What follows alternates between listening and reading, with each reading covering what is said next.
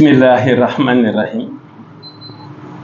Wassallallahu ta'ala ala sayyidina Muhammadin wa sallama tasliman. Yàlla kenn la wax na ko te gëm nañu ko, yonent bi wax ko, Sëriñ Tuubaa jàngal nu ko.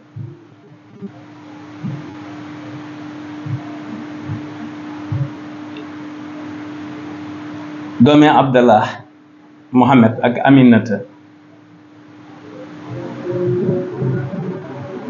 moom la wax ni ku dib julit mooy sa tata. ku tedd kii daf na koo jàngale nu ne, jàngal na ko ay mag, jàngal koy gone.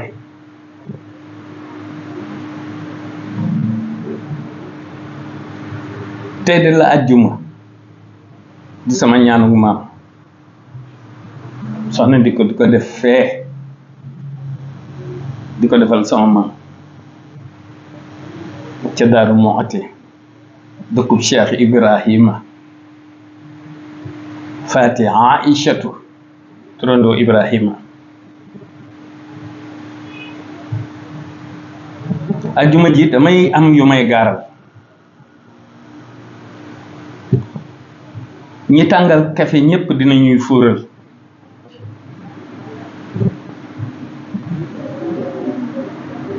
ci réew mi laa bëgg a wax ak ñi koy doxal ak ñi ci bokk te bëgg di koy doxal. ginnaaw ma sante suñu kilifa gi Sëriñ Muntaxa, ndax moo di kilifa gi ci diine lislaam ak yoonu murid wi.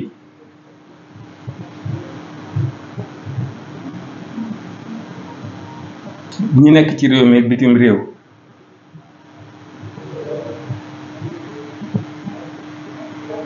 kon ne leen uy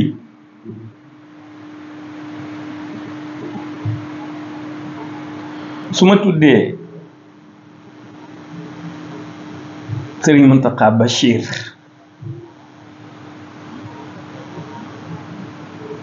kilifa yëpp a ngi ci biir ngir al Bachir. waaye bu ma jógee ci kilifa yooyu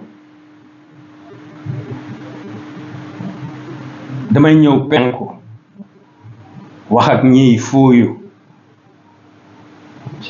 ak ñi fuyuwul itam ñëpp ci am. wax ji moom ñëpp ko bokk ci képp ku xam. Bakar Feggu wii may defal nag sama xarit muy président Macky dafay sama xarit. dëgg la ku nekk ngi waxe nu ne, moo xam ci mag ñi moo xam ci ndaw ñi ci gox bu ne, waaye man dama ko bëgg a wax lu dul deñ ci sama diggante ak moom,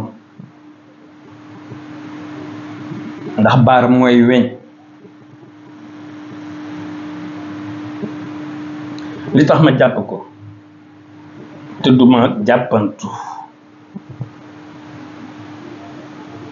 dëgg la des fois dinaa waxantu ndax vérité relative moo koy waral.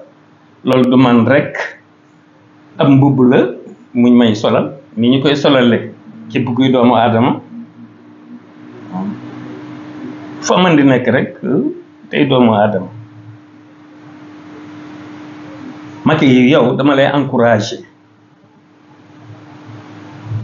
ndax jàmbaar nga wax dëgg yàlla. doo changé, dëgg la doo changé moom ay wax la waaye ku dul changer amul ndax ay mbir la vérité relative boo koy dund mënta ñàkk ngay setantal waaw li ngay am ak li nga ñàkk boo bëggee bokkaat ci élection yi bu la kenn naan xaaral lii waaw del noyyi